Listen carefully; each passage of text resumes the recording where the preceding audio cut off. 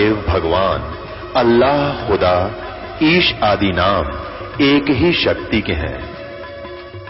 वो कैसा है, कहां है, कैसे मिलता है, किसने देखा है? ये प्रश्नवाचक चिन्ह पूर्ण रूप से हटाने के लिए अवश्य सुनिए जगत गुरु तत्वदर्शी संत रामपाल जी महाराज के अमृत वचन, सर्व पवित्र धर्मों के पवित्र शास्त्रों के आधार पर कि तन मन धन अर्प गुरु सेवे, हो गलतान उपदेश ही लेवे। यानी जिस दिन आपको उपदेश मिल गया उसी दिन आपने समर्पण कर दिया। इसके बाद के जो समर्पण की बकवास कोई करता है वो निकम्मी आत्मा है, उसको कोई ज्ञान नहीं। तन मन धन अर्प गुरु सेवे, हो गलतान उपदेश ही लेवे। गुरु से जब दीक्षा मांगे और तन मन धन धरे धन आगे, यानी सब कुछ समर्पण कर दे, निष्कपट भाव से लग जा, वो समर्पण होता है। ये बकवादियों ने पता नहीं कहाँ से बकवाद शुरू कर दी थी। समर्पण बोला आज समर्पण करो, और इतने दिन वैसे ही खो दियो, बुद्ध हो तुमने। आज क्या कहा समर्पण? समर्पण उस दिन होता है जिस दिन नाम ले लिया तुमने। बुद्धि भ्रष्ट, पता नहीं कितने की बीमारी ठाला है। तो नारद जी कहते हैं कि तन मन धन अर्प शीस चढ़ाओ, यानी चरणों में कर बंधन कर शीस नमावो, हाथ जोड़ कर शीस नमाओ, और तन मन धन अर्प शीस चढ़ाओ। शिव है मोक्ष मुक्ति के दाता, तो से भेद कहूँ गौरी माता। चरण गहो चिंतामणि केरा, ताते प्राण अभय हो तेरा। कमल रूप देवी दिल कीना, नारद मुनि उपदेशी चीन्या। कमल रूप है, कति कोमल, कमल जैसा कोमल। पहले पत्नी वाला डिठोरा ना रहा उसमें, वो डांट मार देती थी, मुँह चढ़ा लेती थी, बोलिया ना करती। कहते हैं कमल दिल देवी दिल कीना, कति कमल जैसा स्वच्छ, जिस पर कोई मैल ना हो और विनम्र बहुत होगी, तब ये वस्तु प्राप्त होती है गुरुदेव से। कमल रूप देवी दिल कीना, नारद मुनि उपदेशी चीन्या। जद आए शिव मंदिर अवधूता, देवी चरण लिए सतरूपा। जब भगवान शिव जी अपने मंदिर यानी महल में आए तो देवी चरण लिए सतरूपा, यानी कति हृदय से सच्चे ढंग से विनम्र होकर के उनके आगे चरण छुए। चरण पकड़ रोवत है बाला, मोरे शीस किए रुंडमाला। चरण पकड़ के बाला, यानी देवी जब छोटी उम्र की ही थी, शिव जी बहुत आयु के थे। शीस पकड़ रोवत है बाला, मोरे शीस किए रुंडमाला। पार्वती जी कहती है कि आपने, रोती हुई कहती है कि मेरे सिरों की आपने माला बना रखी, रुंड माला, यानी खपरों की माला। ये सिर के हाड बच जाना, ये सारा खोपड़ा जल जा, हाड शेष रह जा, उसमें धागा पोकर टांग रहे थे शिव जी याद के लिए। मोह से भक्ति दुराई देवा, मैं जाने नी तुम्हारी सेवा। मेरे से आपने भक्ति को छुपा के रखा, मैं उस तरीके को नहीं समझ सकी जिससे आप मुझे ये भक्ति देते हैं। मोह से भक्ति दुराई स्वामी, हमसे भेद कहो निज धामी। मैं अबला हूँ बाला भोरी, पार पार निभाओ हमारी डोली। मैं अबला हूँ बाला भोली, मैं अबला हूँ, बालक हूँ और भोली भाली हूँ, और मेरी इस नैया को आप पार करो मेरे प्रभु। पूर्व जन्म की कथा सुनावो, मूल मंत्र हम शिव गौरावो। मूल मंत्र महबूब का ई सुनाओ मोही, जुगन जुगन पातक कटे हैं, छूटत है दिल द्रोही। अपन आत्मा देखना, ये सूक्ष्म वेद है जो कति निर्णय करेगा। पार्वती जी कह रही है कि मूल मंत्र महबूब का ए भगवान सुनाओ मोहे। ईस माने स्वामी है, मेरे स्वामी ईस सुनाओ मोहे, यानी उस महबूब का, उस पूर्ण परमात्मा का मंत्र मुझे दो। क्योंकि भक्ति सभी ये सोचकर करते हैं कि जो भी कोई भी साधना करता है कि मैं अमर होने के लिए प्रयत्न कर रहा हूँ। तो यहाँ पार्वती जी भी कह रही है कि मुझे उस महबूब का अर्थ क्या होता है? जो सबसे प्रिय वस्तु हो। महबूब का जैसे ही हम गलत अर्थ लगा लेते हैं, तो जो इस महबूब शब्द को जो जहाँ पर लगाना चाहे वही लगा सकते हैं। हमारा सबसे प्रिय परमात्मा ही है और कोई वस्तु प्रिय नहीं है। हम उसको महबूब, जिसकी चाह हमें हृदय से बने, जिसके गुणों से हम परिचित हों, जिसके ऊपर हम आसक्त हों, उसकी महिमा से हम परिचित हों, उसको महबूब कहते हैं, जो बहुत प्रिय वांछित वस्तु हो। मूल मंत्र महबूब का ईसनाओ मोही, जुगन जुगन पातक कटे छूटत हैं दिल द्रोही। बोल रही बहुसागर हमी, मोक्ष मुक्ति के दाता तुम्ही, शीस पकड़ सुन देवी बाता, को उपदेशी मिला विधाता। अब भगवान शिव जी ने पार्वती का सिर पकड़ा, रो रही थी ना, ऊपर को उठा के खड़ी हो,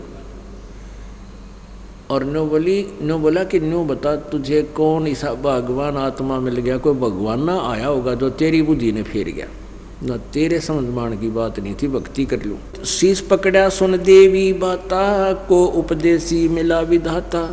ये तो नहीं ज्ञान तुम्हारा, हम सो भेद कहो परवारा, कि ये तेरे बुद्धि का ज्ञान नहीं है, मुझे सच्ची बता तेरे ते मिला कौन, कौन बताएगा यह बात। गिरजा कह सुनो शिव स्वामी, तारण तरण आद गण नामी, नारद मुनि उपदेश समोदम, दीन्या ज्ञान ध्यान परमोदम। कि मुझे नारद मुनि जी मिले थे, उन्होंने आकर मुझे ये ज्ञान दिया। शिव समर्थ बोलत है जब ही, गौरी ज्ञान सुनाया तब ही, कोट कल्प प्रलय जुग बीती, ज्ञान ध्यान सभी पर चीती, तुमरा मन नारद मुनि फेरा, सुनो ज्ञान तुम गौरी मेरा। बनखंड चलो गौरी दीवानी, पंछी सुने ना हमरी बानी, जब शिव कर से लाई ताली, उड़ गे पंछी नर और नारी। जहाँ एक सुख क्या तरवरता क्या, शिव को आसन तहाँ रखा। वहाँ पर एक सूख का तरवर, सूख का वृक्ष देखा, ताक्या मैंने बड़े ध्यान कारण के तक है भाई, तक है टेढ़ी नजर तेंगी इसी जगह देखूं जो यो मंत्र सुना और कोई पक्षी मेरे पास ना हो। चोर नजर से देखते हैं उसको ताकना कहते हैं। तावा एक सूखा तरवरता क्या, शिव को आसन तावा रखा, तहाँ एक गंध अंड तिस माही, जिन जानत है समर्थ साई। वहाँ पर उसकी खोगर में एक गंदा अंडा पड़ा था, वो परमात्मा ही जान सके, शिव को उसका ज्ञान नहीं था। युग असंग कल्प भरमाया, पूर्व जन्म कोई पिछला आया। अब तुम सुनो गौरी मेरा ज्ञाना, आसन मुख कर कोट ईशाना। आसन पदम लगाओ गौरा, मेर दंड सूदा कर बोरा। चंद्र लगन में सुरत लगाओ, सूरज सुर को बंद खमाओ। गौरी आज गणेश मनाओ, किलियम किलियम ध्यान लगाओ। अपने आत्मा आप जी को ये वाणी इसलिए दास सुनाने लगा है अब कि आप जी को ये तो 100% विश्वास हो चुका है कि दास जो बताता वो सत्य है, और ये भी विश्वास हो चुका है यहाँ श्रोताओं को लगभग 90% को कि परमात्मा कबीर जी का जो ज्ञान है वो वेदों पुराणों और सदग्रंथों से मेल खाता है। अब इसमें क्या बता रहे हैं, एक बहुत गहरी बात आपके सामने आ रही है कि जो आपको ये 5 मंत्र दिए जाते हैं, आपको यहाँ जो प्रथम मंत्र में 7 मंत्र दिए जाते हैं, प्रथम और लास्ट के मंत्र का इन किसी को ज्ञान नहीं, ना ही ये दे सकते। बीच के ये 5 मंत्र हैं, और वही 5 मंत्र शिव जी ने पार्वती जी को दिए थे। ये ऐसे अनमोल मंत्र हैं, और आज आप जी के ऊपर किसी रजा भगवान की, आप कितने पुण्यकर्मी हो, आपको ये यथार्थ मंत्र आपको प्रदान हो रहे हैं, जो जिससे पार्वती जी को अमरता प्राप्त हुआ। अमर होगी, जिसको अमर बोलते हैं। अमर कितनी होगी, जब तक शिव जी की मृत्यु नहीं होगी तब तक पार्वती उसके साथ रहेगी। इन 5 मंत्रों का जाप वो खुद भी कर रही है, आज भी कर रही है। अब उसके विषय में क्या बता रहे हैं, प्रथम आदि गणेश मनाओ, किलियम किलियम ध्यान लगाओ। प्रथम मूल कमल को जानो, चतुर्पंखड़ी लाल बखान। परमात्मा कबीर जी की प्यारी आत्मा संत गरीबदास जी प्रभु कबीर जी से प्राप्त सच्चिदानंद घन के अमर ज्ञान को, तत्व ज्ञान को कैसे सुना रहे हैं कि मूल कमल के अंदर गणेश जी का वास है, उसमें 4 पंखड़ियां हैं और उसका लाल रंग है। प्रथम मूल कमल को जानो, चतुर पंखड़ी लाल बखानो, दूजे स्वाद चक्र को देखो, श्वेत वर्ण रंग सुरत विवेको, सट पंखड़ी प्रीत परेवा, तांबसत कंदर्प देवा, जावा हरा हरिदुन होई, तावा नाम सुमरियो सोई, जा में ओ मंत्र कमालम, तावा सट पंखड़ी कमालम, जहाँ ब्रह्मा सावित्री साजे, तावा सट पंखड़ी साजे। कि वहाँ पर 6 पंखड़ी का एक कमल है, सावित्री और ब्रह्मा जी का जावास है, ओम उसका नाम है। जैसे आप जी को हमने 5-7 मंत्र दे रखे, उसमें बीच बीच वाले मंत्र इसमें बताए गए हैं, यहाँ सबको मैं पढ़ के सुनाऊंगा नहीं। अब उसके बाद क्या होता है कि पार्वती जी को भगवान शंकर जी बताते जा रहे हैं कि मूल कमल में ऐसे देखो, ये मंत्र जाप करो, ऐसे बोल जोर जोर से। वह बोलने लगी। फिर दूसरे मंत्र का ये जाप है, ऐसे बोलो। फिर तीसरे में ऐसे बोलो, ये मंत्र है। नाभि कमल में ये मंत्र है, हृदय कमल में ये मंत्र है और कंठ कमल का ये मंत्र है। तो पार्वती जी क्योंकि पिछले संस्कार जिसके होते हैं उनके कमल शीघ्र खुल जाते हैं। हमारे शरीर में, प्रत्येक प्राणी के शरीर में, चाहे हिंदू है चाहे मुसलमान, सिख या ईसाई, मानो एक जैसा ही बनाया भगवान ने। ये तो हम धर्म आधार पर अलग अलग हो गए। तो हमारे कमल इस रीढ़ की हड्डी, बैकबोन के अंदरली साइड में, बैकबोन जिसको बोलते हैं रीढ़ की हड्डी, इसके अंदर की तरफ ये जहाँ नीचे जाके समाप्त होती है और वहाँ से 1 उंगल 2 उंगल ऊपर अंदर की साइड में ये मूल कमल है। उसकी 4 पंखड़ियाँ हैं। गणेश जी का वहाँ निवास है, यानी गणेश जी अपने लोक में रहता। जैसे चैनल होते हैं ना, चैनल, टीवी चैनल, उनका प्रसारण स्थान तो कहीं और होता है, केंद्र होता है, और वहाँ से उस टीवी से जो प्रोग्राम चलता है वो प्रत्येक के टीवी में, उस चैनल पर टीवी में देखा जा सकता है। ऐसे ये शरीर को टीवी समझो, इसमें ये चैनल हैं 7 चैनल। तो इनमें 5 चैनलों के विशेष मंत्र दिए गए हैं। तो इस मूल कमल का जो चैनल है ये गणेश जी के विषय में, उसके लोक के बारे में सब प्रक्रिया बता देता है जब ये खुल जाता है। और ऐसे ही फिर उससे ऊपर स्वाद चक्र बोलते हैं जिसको, उसमें सावित्री और ब्रह्मा का वासा है और उसकी 6 पंखड़ी हैं, उसका मंत्र है जो हम आपको देते हैं। वो एक नाभि कमल है, उसमें विष्णु और लक्ष्मी जी का वास है, उसका आपको मंत्र दिया जाता है, उसके जाप से ये खुलता है। हृदय कमल में शिव और पार्वती का मंत्र दिया जाता है, वो और मंत्र है, वो जिसके जाप से खुल जाता है। ऐसे ही यहाँ कंठ कमल में दुर्गा का वास है, दुर्गा का भी आपको मंत्र दिया जाता है, जिससे दुर्गा वाला कमल खुल जाता है। फिर हम यहाँ से बरी हो जाते हैं, फिर त्रिकुटी पर जाने योग्य हमारी कमाई बन जाती है। तो हम सबसे पहले आपको मंत्र दिया जाता है जो पार्वती को प्राप्त हुआ, और वो कितनी अमर हुई। हमने इसका प्रतिफल नहीं लेना इस मंत्र का, हमने इसका ऋण उतारना है इनका, जो क्योंकि मूल कमलों के अंदर ब्रह्मा विष्णु महेश इनके स्वामी हैं। और प्रत्येक प्राणी ने, जिसने अपने सतलोक चलना है, स्वघर जाना है या स्वर्ग जाना है, जहाँ की साधना करता, सबसे पहले उसको इन कमलों के अंदर से गुजर कर जाना पड़ेगा। अब क्या कहते हैं ये अनजान संतों के शिष्य और अनजान संत कहते हैं रास्ते अलग अलग है, जाना एक ही स्थान है। ये भूल है उनकी, क्योंकि प्रत्येक प्राणी को अपने कमलों को खोलकर ही जाना है और दूसरा रास्ता है, एक ही रास्ता है, एक ही मंत्र है और कोई मंत्र नहीं जो ऊंचा भी नहीं जो इन कमलों को खोल सके। उसके बाद फिर आपको सतनाम दिया जाएगा। सतनाम में एक तो ओम मंत्र है, एक तत्व मंत्र गुप्त है, जो फिर ओम मंत्र तो सहस्रार कमल तक आपका साथ त्रिकुटी पर साथ देगा, सहस्रार कमल तक इसकी पहुँच है। उसके बाद जो तत्व मंत्र गुप्त है ये दास देगा, वो मंत्र फिर आपको पार ब्रह्म के लोक से पार करेगा।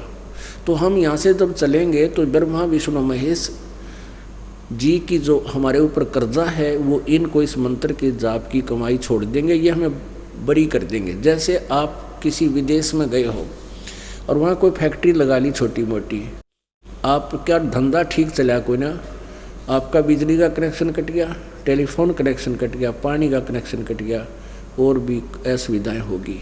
तो वो आपकी कंपनी फेल होगी, बंद होगी।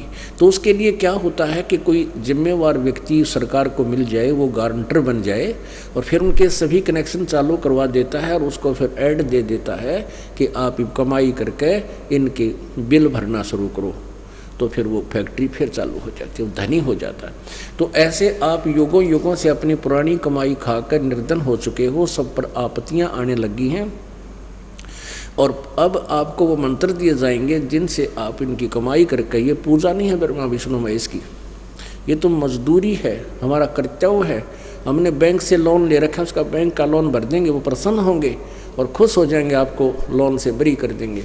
ऐसे ही बिजली वालों के हम बिल भरते रहेंगे, खुश होकर वो बिजली देते रहेंगे और हमें जो पुराना बिल है वो भी पूरा भर देंगे, कर्जा उतर जाएगा तो वो हमें सब सुविधाएं देंगे। ऐसे ये हमने साधना करनी है।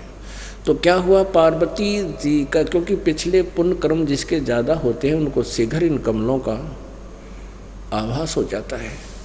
और पुण्यात्माओं, हमने इन कमलों को में झांकना भी नहीं है, गलती से कोई खुल भी जाते इसमें देखना भी नहीं। आप ये हम क्यों फंसे रहे हैं यहाँ पर? आप देखते हो कि पहले ये ऋषि लोग कई कई हजार वर्षों तक या कई कई घंटों तक बैठे रहते हैं, साधना करते हैं, समाधि लगाते हैं, उसको मेडिटेशन कहते हैं। वो कैसे बैठते हैं? ये मन तो इतना आरामी है, 10 मिनट भी ना बैठने दे इस प्राणी ने, किरा ठा ले जा। कैसे बैठते हैं कि जैसे हम फिल्म देखने जाते थे, उसमें ऐसी बकवादें होती थी कि 3 घंटे का बेरा भी ना पट्टा कितनी देर में गए। इनको ज्ञान तो है नहीं, किसी ऋषि को आपको बता दिया, कई बार पढ़ के भी सुना दिया देवी भागवत में। तो ये क्या करते हैं, हठ योग करते हैं। जैसे काल ने ब्रह्मा जी को आदेश दिया था तप करो तप करो, जब वो कमल के फूल पर बैठा था तो उसने परमात्मा की आकाशवाणी मान के वो हठ योग शुरू करवा दिया सबके अंदर। तो क्या करते हैं, ये पुण्यकर्मी प्राणी तो होते हैं जो भक्ति की ट्राई करते हैं। तो उन ऋषियों की, महर्षियों की, देवताओं का कोई कमल खुल जाता है और उस कमल में उनकी सुरती आत्मा प्रवेश कर जाती है। यानी एक टीवी चैनल ऑन कर लिया और उसमें गाने बजाने, नाचना गाना, गंदे डांस, कितने पहाड़ दिखे, यानी ये आत्मा उस लोक में, एक लोक बहुत लंबा चौड़ा होता, गणेश का लोक भी काफ़ी बड़ा है, द्वीप बहुत बड़ा है, विष्णु जी का लोक भी बहुत लंबा चौड़ा, उसमें जगह जगह कितने स्वर्ग में नाच गाने हो रही हैं, कितने अप्सराएं नहा रही हैं, कितने और बकवादे सुन रहे हैं, कितने कोई इंद्र की सवारी आ रही है। तो देखो सारे गिर के चमत्कार, वहाँ पर बड़े बड़े आतिशबाजियाँ हो रही हैं ऐटोमेटिकली। तो वो बैठने वाला, वो नालायक उस किसी कमल में घुस जाता है, उस लोक में पहुँच जाता है, वहाँ देखता है फिर वो सिनेमा फिल्म, क्योंकि वहाँ जो बकवादे हैं इस पृथ्वी पर कोना। तो ये मन फिर उसकी आदत बन जाती है, वापस आ भी जाता है, कुछ देर नहा धो कर देख जाकर फिर बैठ जाता है और फिर देखता है। तो वो उसका जो लंबा समय उस मेडिटेशन में, जिसको मेडिटेशन कहते हैं, उससे क्या होता है, उसको तप बन जाता है, वो जाप भूल जाता है। वो जाप करने से वो कमल खुल गया, वो चाबी थी खुल गया, खुलने से उसकी अपनी पिछली पुण्य कमाई से वह सुरत उड़ गया आकाश में और उस लोक में देख रही। तो उस बैठे रहने से उसका तप बन गया और तप से कुछ तो सिद्धियाँ आ जाती हैं और फिर तप से राज्य प्राप्त होता है।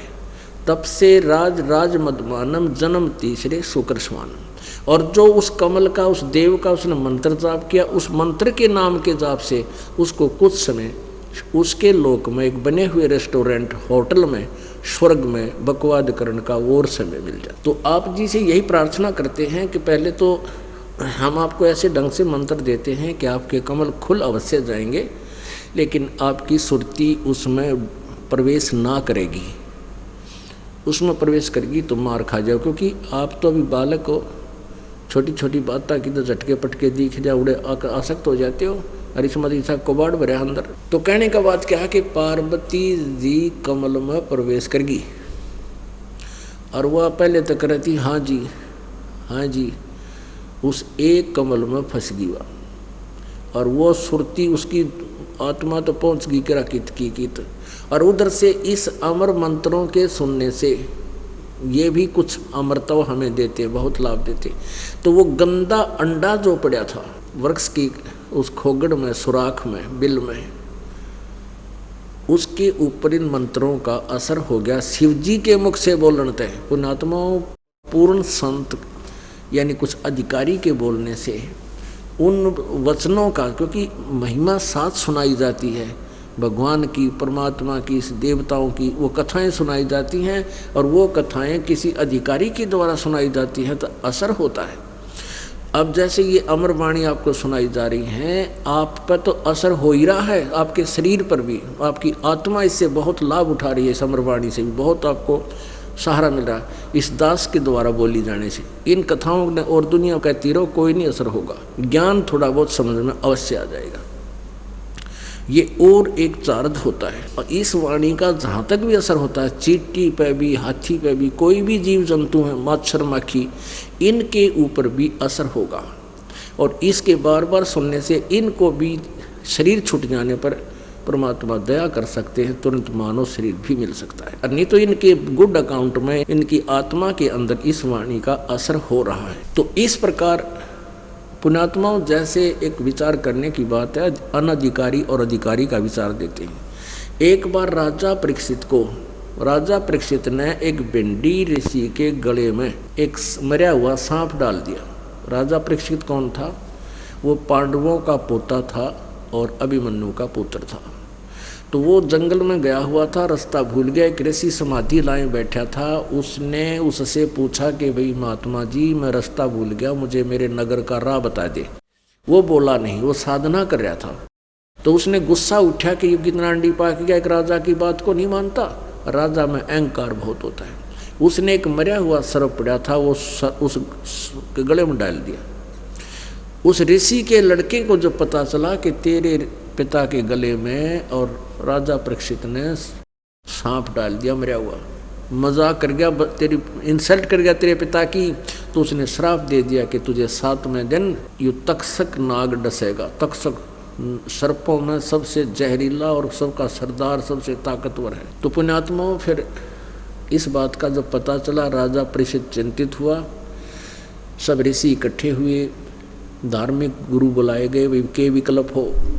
तो सभी ने ये बताया गया कि इसको 7 दिन श्रीमद सुधा सागर जी का भागवत कथा बोलते हैं, उसको भागवत कथा, जिसमें श्री कृष्ण और श्री कृष्ण जी की लीलाएं हैं, श्री कृष्ण जी के बारे में जानकारी। कहते इस भागवत कथा को इसको 7 दिन सुनाया जाए ताकि इसका हृदय यहाँ से हट जाए और ये स्वर्ग में सुरती लग जाए। इस कथा 7 दिन सुनाओ इसको। अपने आत्माओं 7वें दिन रिजल्ट आना था, परिणाम मिलना था। कथावाचक के द्वारा दिए सुनाए गए ज्ञान से क्या प्रभाव होगा। सभी ने पीछे कदम कर लिए। Vyas ji writer of the Shrimad Bhagavat, Bhagavad Gita नहीं, श्रीमद् भागवत सुधा सागर है और व्यास जी उनके राइटर हैं, चारों वेदों के, पवित्र गीता जी के, पवित्र पुराणों के और पवित्र चारों वेदों के और पवित्र ये सुधा सागर श्रीमद् भागवत सुधा सागर के। लेकिन व्यास जी ने भी स्वीकार नहीं किया कि मैं इनकी वृत्ति हटा सकूं, मैं अधिकारी नहीं हूं। सभी ऋषियों ने हाथ खड़े कर दिए। तो पुण्यात्माओं, ये सुखदेव जो उत्पन्न होगा, ईब ये कथा सुना रहे हैं, जो अंडे से बनेगा, ये आगे चल के राजा जनक के संपर्क में आया, फिर इसने सत साधनाएं की, ये स्वर्ग पहुंच गया। इसके ये वो योग्य माना गया कि ये योग्य है कथा सुनाने के। तो सुखदेव ऋषि को स्वर्ग से विमान में बैठा के भेजा गया राजा परीक्षित के पुण्यों के आधार से, क्योंकि वहाँ से यहाँ तक आने में भी किराया लागे, पुण्यक्षीण होते हैं। तो इन पांडवों ने राजा परीक्षित के पुण्यों से वो विमान में आया और 7 दिन स्वर्ग से आकर उसने कथा सुनाई। तब राजा परीक्षित को सर्प ने तो डसा ही डसा, मृत्यु तो हुई हुई, वो टल नहीं सकी। लेकिन इतना अवश्य हो गया कि उस कथा के सुनने से उसके कुछ पुण्य बन गए और उसकी वृत्ति यहाँ से हटकर स्वर्ग में भगवान श्री कृष्ण विष्णु जी के चरणों में लगी। शरीर तो मृत्यु तो होगी लेकिन स्वर्ग जाने योग्य हो गया।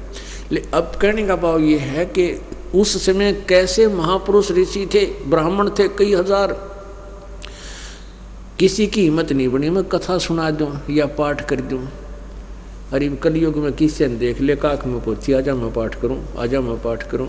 सारे बकवाद कर रहे हैं, किसी कोई अधिकारी नहीं है, सब ने बैठा दिया पाठ कर अपने यजमानों का अर्थात भक्तों का। तो कहने का भाव यह है कि उस भगवान शिव जी द्वारा सुनाए गए उस कथा से, क्योंकि मंत्रों के साथ साथ उनकी कथाएं भी सुनाई, इसमें काफी विवरण दे रखा है, इतना समय नहीं जो मैं आपको यह कथा आज सुना सकूं। तो पार्वती जी का तो ध्यान लाए, वो बड़गी किसी सुरंग में एक कमल में भरम भटक रही थी और उधर से वो गंदे अंडा स्वस्थ हो गया उस वचन से। पुण्यात्माओं, आप जी यहाँ आते हो, सत्संग सुनते हो, ये परमात्मा की अमर वाणी आपके ऊपर बोली जाती है, इससे भी आपके बहुत पाप अक्षीण होते हैं, नष्ट होते हैं। बहुत से रोग भी इस वाणी से भी आपके नष्ट हो जाते हैं, क्योंकि हमने युगों युगों से इस आत्मा को गंदे कर्माते सान रखा है, ये कति सड़ा रखी है। जैसे मिस्त्री का कपड़ा होता है ना, देखा अपना कोई मिस्त्री होते हैं मोटरसाइकिल वाले या कार कूरों के इंजन ट्रैक्टर वाले, उनके ऐसे कपड़े हो जा रहे हैं, उससे गात कुछ जा करें और कति कपड़े का रंग भी पछाण में नहीं आता। तो अब उसने दौड़ लाग गया उस कपड़े ने, कितनी देर में वो यानी 20 में साबुन डाले जब तेन दिखेगा कपड़ा है कोई चाम है। तो हमने इतना खराब कर रखा है ये अपना अंतःकरण युगों युगों से। तो अब ये शुरुआत है इसके ऊपर के मैल को तारण की। तो इसमें हर तरह के रगड़े लाने पड़ेंगे, साबुन भी, पानी भी, पटक पटक कभी मारना पड़े और फिर ड्राई क्लीन भी करना पड़ेगा। तो इस तरह आपका अंतःकरण साफ होगा। तो ऐसे अब सुखदेव ऋषि जो हुआ उसकी उत्पत्ति ऐसे हुई कि वो प्राणी पहले तो असंग जन्म धक्के खाए, ब्रह्म माटी हुई, कभी अंधा गद्दा बना और वहाँ ब्रह्म माटी हुई। कहते हैं कोई पिछला संस्कार उसका आ गया, पार्वती जी की वहाँ कथा सुनानी हुई, अमर कथा शिव जी द्वारा, और वो गंदे अंडे के चिपका बैठा था। और वो क्योंकि उसका अपना मान रहा था, उठे वो सड़े जाता, उसकी राख बन के अब सूख का कि तो उड़ जाता, दूसरी बात है वो तब बेसिक वहाँ से प्राणी हट जाता। अंडा फूट गया और तोता बन गया, उसके पर भी जम गई, उसके पंख भी जम आ गई और वो लगा कण अब शिव जी ने देखा कि भी पार्वती तो ध्यान मगन होगी, ये तो नहीं बोल सकती, चुप है, आवाज कहाँ से आई? तो उसने देखा ऊपर क्रोध से एकदम वो अंडा, वो बच्चा उड़कर भाग लिया। अब उड़कर भाग लिया तो पीछे पीछे शंकर भगवान के इसने मारूंगा। आज तो ये तोता है, कल नहीं कि मनुष्य जीवन भी प्राप्त कर सकता है, और इसमें सिद्धियां आ चुकी हैं, इसमें काफ़ी अमरता प्राप्त हो गया है पैरेलल, और ये औरों ने दुखी करेगा, इसको ख़त्म कर देता हूँ। भगवान शिव जी भी सिद्धि से उड़ लिया, और उधर व्यास जी की पत्नी, वेद व्यास की पत्नी ने जमाई ली, और ये तोते ने क्या किया, तोते का शरीर छोड़ कर ये प्राणी सूक्ष्म शरीर से व्यास जी की पत्नी के पेट में पहुंच गया। अब भगवान शिव जी वहां आए, कहने लगे, सुन हे व्यास की नारी, तेरे पेट में, तेरे गर्भ में मेरा एक ज्ञान का चोर है, इसको बाहर निकाल और मैं इसको मारूंगा। तो व्यास की पत्नी व्यास भी वहीं आ गया, कहने लगे, भगवान क्या बात होगी कि ऐसे ऐसे एक प्राणी ने मेरा अमर ज्ञान सुन लिया और उसका शरीर अमर हो गया, सूक्ष्म शरीर, और उसको मैं नष्ट करूंगा, खत्म करूंगा, मारूंगा, उसको बाहर निकालूंगा। अब व्यास जी कहने लगे, भोलेनाथ, एक तरफ तो आप कह रहे हो कि वो अमर हो गया, और अमर ने मारेगा क्यों करे? अब भोलानाथ बोला, भाई ठीक है। वापस आ गए भगवान शिव जी। तो अब कहने का भाव ये है पुण्यात्माओं, उसके बाद 12 वर्ष तक वो सुखदेव माँ के गर्भ में रहा, बाहर नहीं आया। उसको पता लग गया कि बाहर आते ही ब्रह्मा विष्णु महेश रूपी त्रिगुणमयी माया का एक एक इंजेक्शन सबको लग जाता है, और ये सब भूल जाते मैं कौन हूँ, कहाँ से आया हूँ। ऐसा दुष्प्रभाव है इन तीनों गुणों का ब्रह्मा विष्णु महेश के द्वारा, ये सब मोहित कर दिए जाते हैं, मूर्छित कर दिए जाते हैं। अब जो प्रसंग हमारा चल रहा है हम उसी पर आते हैं। वो तो अलग से प्रसंग फिर शुरू हो जाता है, सुखदेव की उत्पत्ति। तो कहने का भाव ये है कि पार्वती जी को जहाँ पर भगवान शिव जी ने ये मंत्र दिया था वो इतना इम्पोर्टेंट मंत्र और उस स्थान की इतनी गजब वैल्यू है कि यहाँ पर पार्वती ने कहा कि मेरा इस स्थान पर कल्याण हुआ। तो पार्वती जी ने भी उस स्थान को वहाँ से एक विशेष आदरणीय माना और फिर उसके बाद श्रद्धालुओं ने वहाँ एक यादगार बना दी, वो अमरनाथ कहलाता है। जहाँ पर पार्वती जी को मंत्र दिया भगवान शिव जी ने, that place known as Amarnath, उस स्थान को अमरनाथ कहते हैं। वहाँ एक बहुत बड़ा मंदिर गाड़ दिया, वो दुनिया देखने जा से। तो पुण्यात्माओं, जैसे उस अमरनाथ चारों धामों में से एक है, उस अमरनाथ पर जाने से जीव का कल्याण क्या हो सकता है? कभी नहीं, लाख करोड़ जन्म नहीं। क्योंकि जिस मंत्र से पार्वती जी का कल्याण हुआ, उस मंत्र की प्राप्ति अधिकारी द्वारा किसी स्थान पर भी दिया जाए वो उसके लिए अमरनाथ है, वो स्थान उसके लिए अमरनाथ है। अब पुण्यात्माओं, जैसे हम पहले शहर शहर में जा कर के सत्संग किया करते थे और वहाँ पर अस्थायी ईंटों की भट्ठी बना लिया करते थे, वहाँ पर हलवा बनाते थे। जिस दिन भोग पड़ता था भगवान की, साथ साथ हम अखंड पाठ भी करते थे और 4 दिन 5 दिन का सत्संग भी करते थे। तो वहाँ खाना भी बनाते थे, भोग भी बनाते थे, लास्ट वाले दिन खीर भी बनाते थे। और फिर वहाँ से अपना पाड़ का टेंट हम दूसरे शहर में चले जाते थे, वहाँ पर वो भट्ठी रह जाती थी। वो भट्ठी जो ईंटों के चूल्हे बनाए थे वो पड़े रह जाते। और कोई व्यक्ति ये कहे किसी अपने साथी को कि आजा तुझे वो स्थान दिखा के लाऊं जहाँ रामपाल महाराज का सत्संग हुआ था, वहाँ ले जाओ। उसने दिखाने के लिए, देख यहाँ टेंट लगे थे और ये देख चूल्हे बन रहे, ये भट्ठी, ये ईंट, यहाँ पर सब्जी बनाई थी, यहाँ पर खीर बनाई थी, यहाँ हलवा बनाया था। पुण्यात्मा, वहाँ केवल भट्ठी है, ना हलवा मिल रहा उन्हें, ना खीर मिल रहा वहाँ जाने वालों को, और ना वो नाम मिल रहा है। वो तो वो स्थान वहीं आना पड़ेगा जहाँ ये सत्संग हो रहा हो और जहाँ वो भट्ठी तैयार हो। वहाँ खीर भी मिल रहा है, हलवा भी मिल रहा है, रोटी भी मिल रहा है और साथ में ये नाम मिल रहा है। अर्थात वो जो स्थान हम वहाँ से आगे उन भट्टियों को देखने से ना हलवा मिले, ना खीर मिले, ना नाम मिले। ऐसे ही ये जो अमर धाम तुम कहते हो, ये धाम तो इसी वो भट्टी है। वहाँ तो सिर्फ नो देख कर आ सकते हो, यहाँ पार्वती जी को मंत्र मिला था बस। आप जी का वहाँ पर उससे कोई लिंक नहीं, कोई आपको कोई लाभ नहीं। पाप ही पाप भाग में लिखे जाएंगे, क्योंकि जितने प्राणी आप वहाँ जाने में मारोगे वो बैड अकाउंट में लिखे जाएंगे, पुण्य एक भी कोई ना, क्योंकि शास्त्र विरुद्ध साधना है। तो जैसे प्रसंग चल रहा था कि पर भी लेन जात है दुनिया, हमरा ज्ञान किने न सुनिया।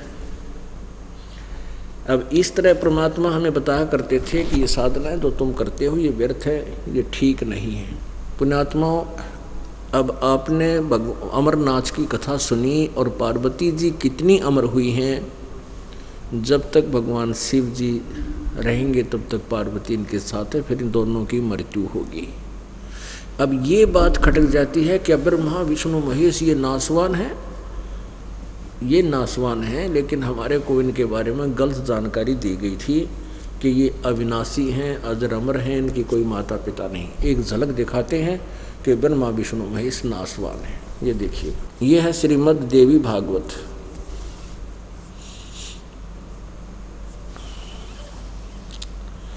गीता प्रेस गोरखपुर से प्रकाशित है। संक्षिप्त श्रीमद् देवी भागवत, सचित्र मोटा टाइप, केवल हिंदी। संपादक हनुमान प्रसाद पोदार, चिमनलाल गोस्वामी। प्रकाशक एवं मुद्रक हैं गीता प्रेस गोरखपुर, गोविंद भवन कार्यालय, कोलकाता का संस्थान। इसके 123 पृष्ठ पर ये देखिएगा, 3रा स्कंध, पृष्ठ 123 पे।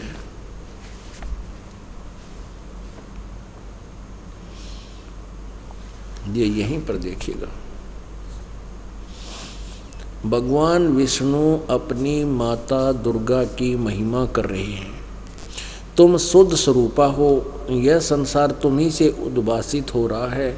मैं ब्रह्मा और शंकर हम सभी तुम्हारी कृपा से विद्यमान हैं। हमारा आविर्भाव और तिरोभाव हुआ करता है। ओहो, आविर्भाव माने जन्म और तिरोभाव मीन मृत्यु। हमारा तो जन्म और मृत्यु होता है। केवल तुम ही नित हो, जगत जननी हो, प्रकृति और सनातनी देवी हो।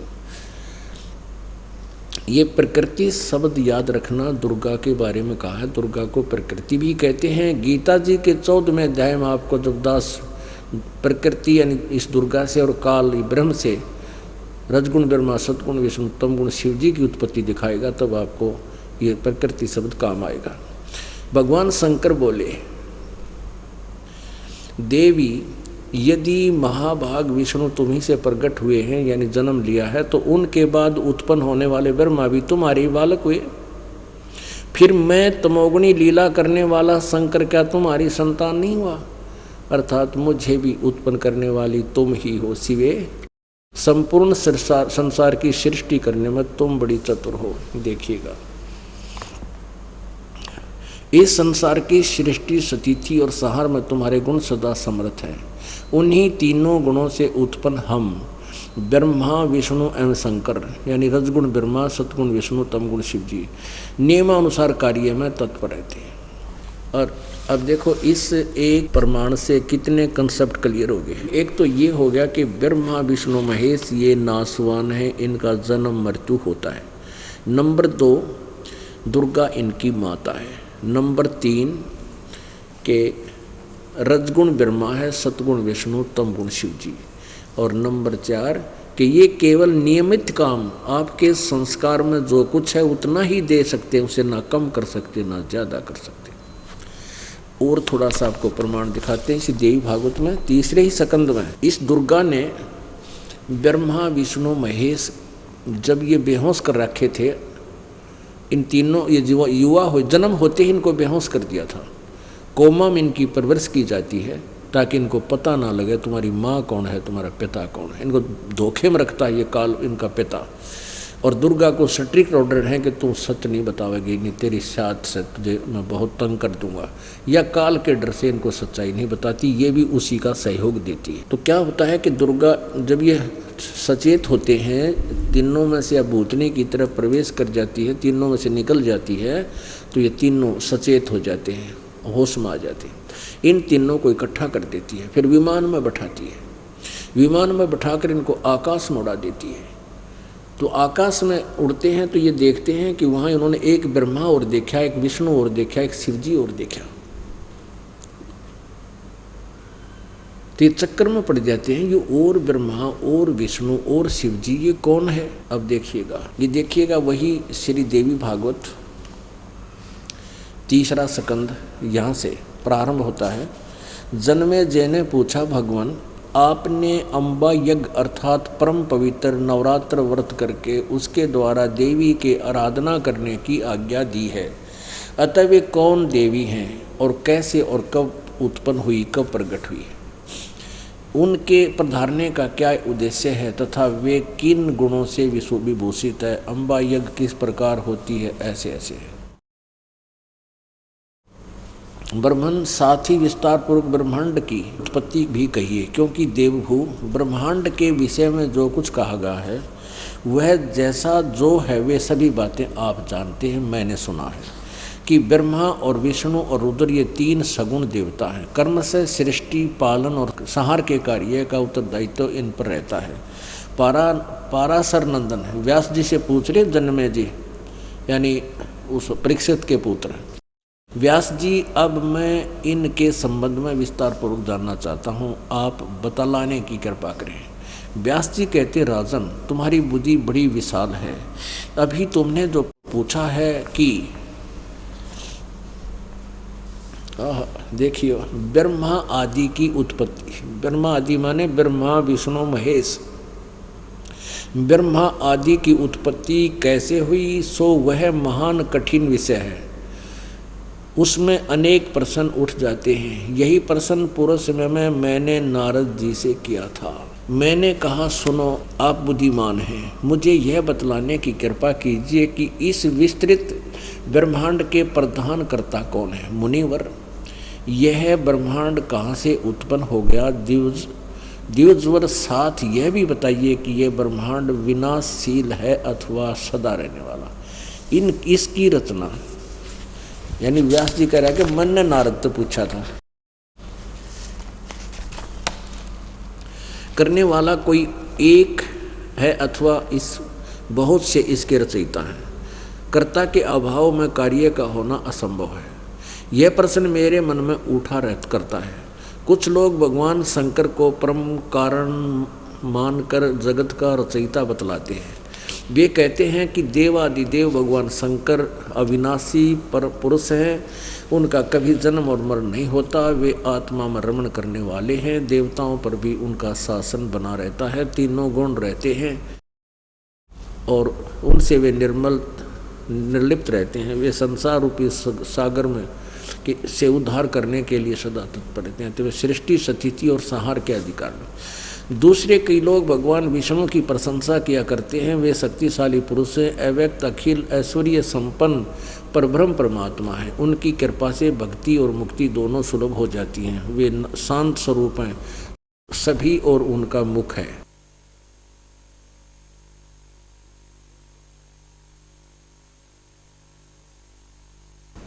कितने ही आचार्य भवानी को संपूर्ण मनोरथ पूर्ण करने वाली बतलाते हैं। वे आदि माया, महाशक्ति एवं परम पुरुष के साथ रहकर कार्य संपादन करने वाली प्रकृति हैं। दुर्गा को प्रकृति भी कहते हैं, यह फिर दोबारा प्रमाण है। ब्रह्म के साथ उनका अभेद संबंध है। ब्रह्म ये काल है और काल की ये पत्नी है। अभेद संबंध माने वो अर्धांगिनी है, उसकी पत्नी है। ब्रह्म के साथ उसका अभेद संबंध है। वे सृष्टि, स्थिति और संहार कार्य में संलग्न रहती हैं। संपूर्ण प्राणियों और देवताओं की भी जननी है, उनका कभी जन्म और मरण नहीं होता। वैष्णवी, सांभवी, ब्राह्मी, वासवी, वारुणी, वाराही, नारसिंही तथा अद्भुत महालक्ष्मी नाम से विख्यात है। अब 115 पर आगे हम 100 कहाँ से शुरू किया था? हमने 113 से शुरू किया था। ये 112 है, यहाँ से हमने 113 से शुरू किया था। अब हम 115 पढ़ रहे हैं।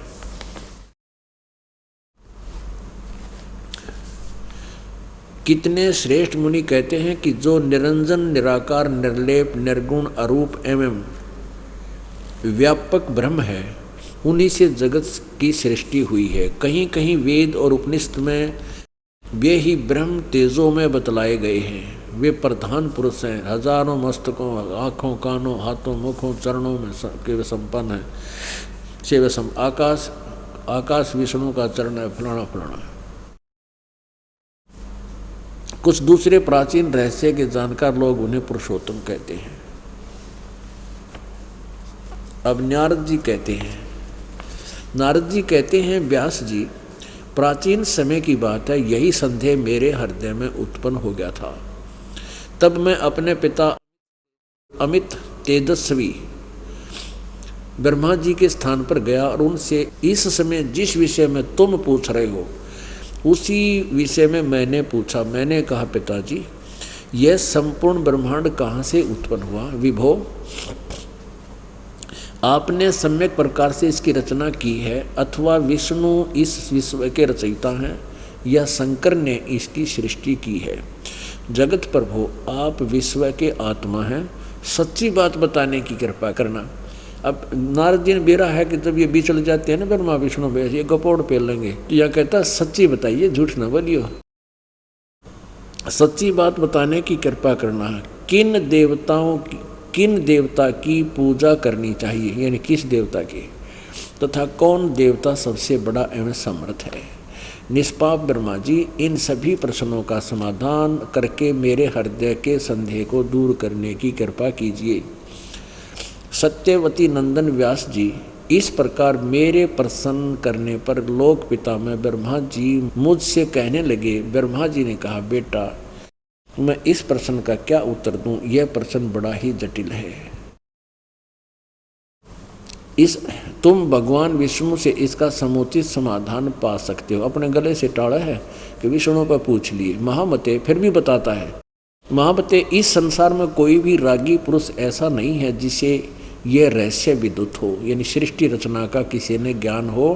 कहते कोई नहीं है। जो त्यागी, अहंकार रहित एवं ईर्षा शून्य है, वही इसके रहस्य को जान सकता है। पूर्व काल में सर्वत्र जल ही जल था। स्थावर जंगम जितने प्राणी हैं उनमें से कोई भी नहीं थे।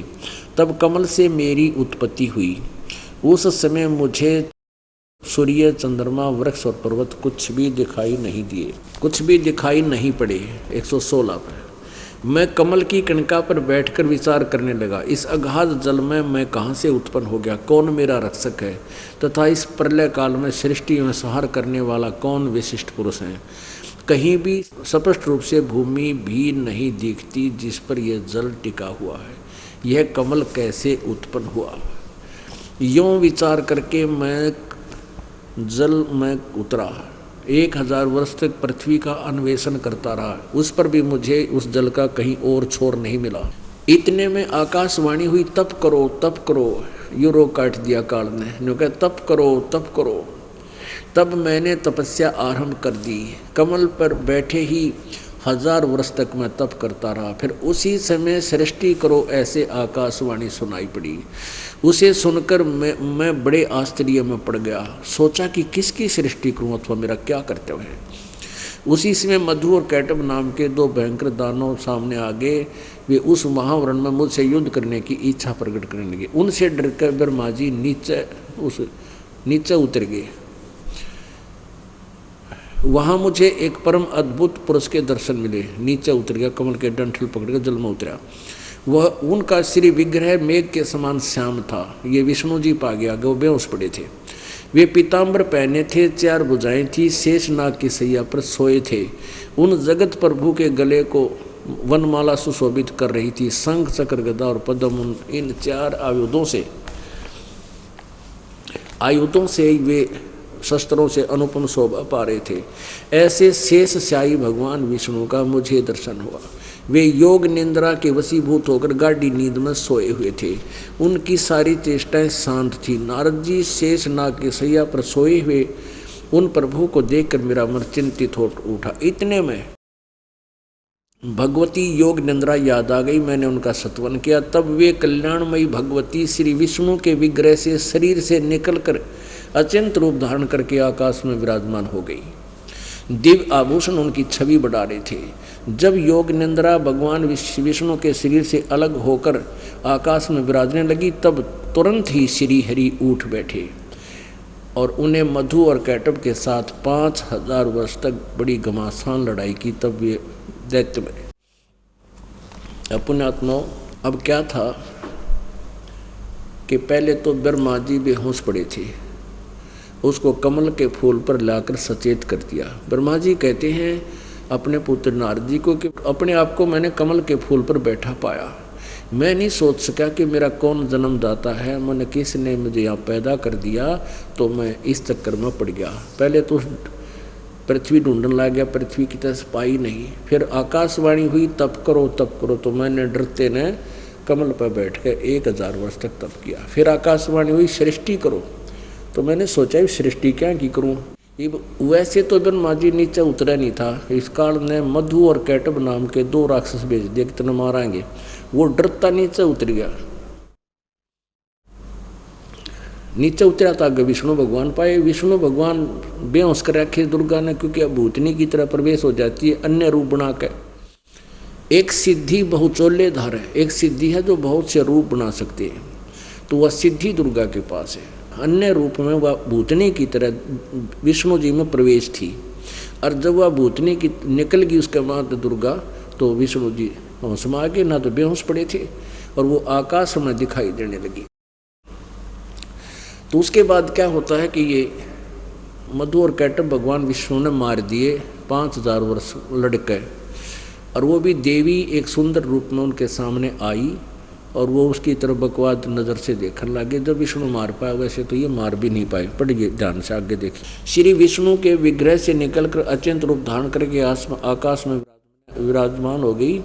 दिव्य आभूषण उसकी छवि बढ़ा रहे थे। जब योग निंद्रा भगवान श्री विष्णु के शरीर से अलग होकर, यानी वह भूतनी निकल गई, दुर्गा की भूतनी की तरफ प्रवेश थी, निकल गई, तब तुरंत ही श्रीहरि उठ बैठे। फिर उन्होंने 5000 वर्ष तक घमासान लड़ाई की मधुर कैटब के साथ। तब वे दैत्य मरे। पहले देवी के कटाक्ष से, यानी देवी दुर्गा ने उनके सामने आई और उनकी तरफ अभद्र इशारे किए, तो वो मोहित होकर गंदी नज़र से दुर्गा की तरफ देखने लगे। तब पीछे तो विष्णु जी मार पाए ना, तो वो उनको 2 राक्षसों को विष्णु मार भी नहीं पा रहा था, यानी ये समर्थ भी नहीं है विष्णु जी। और ये देख लेना, 5000 वर्षों तक उन्होंने मधु और कैटब के साथ 5000 वर्षों तक बड़ी घमासान लड़ाई की। तब वे दैत्य मरे।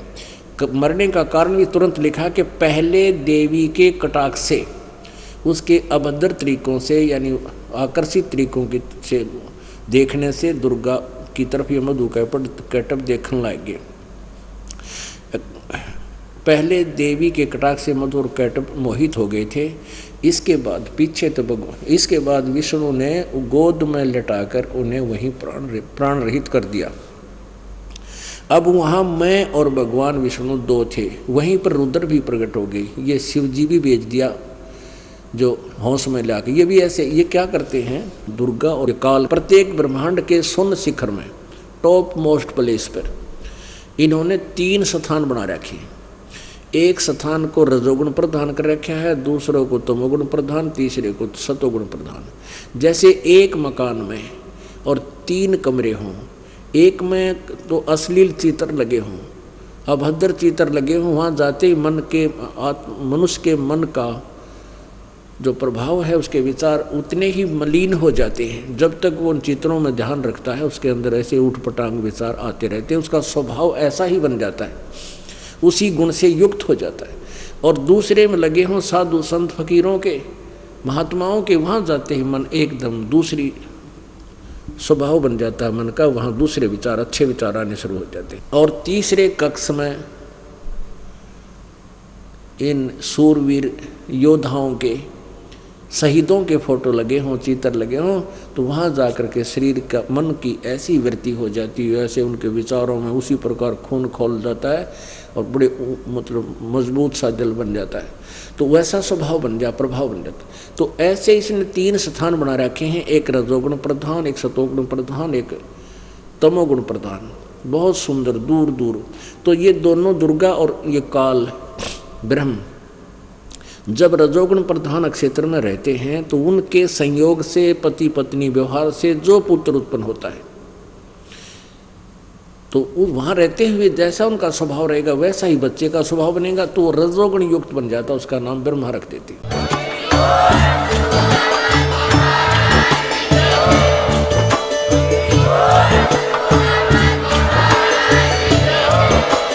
आप सुन रहे थे जगत गुरु तत्वदर्शी संत रामपाल जी महाराज जी के मंगल प्रवचन। अधिक जानकारी के लिए विजिट कीजिए हमारी वेबसाइट www.jagatgururampalji.org। संत रामपाल जी महाराज जी के शुभ आशीर्वाद से पूरे विश्व भर में 500 से भी ज्यादा नाम दीक्षा केंद्र हैं, जिन पर संत रामपाल जी महाराज जी द्वारा ऑनलाइन निःशुल्क नाम दीक्षा दी जा रही है। अपने नजदीकी नाम दीक्षा केंद्र का पता करने के लिए संपर्क करें 8222880541।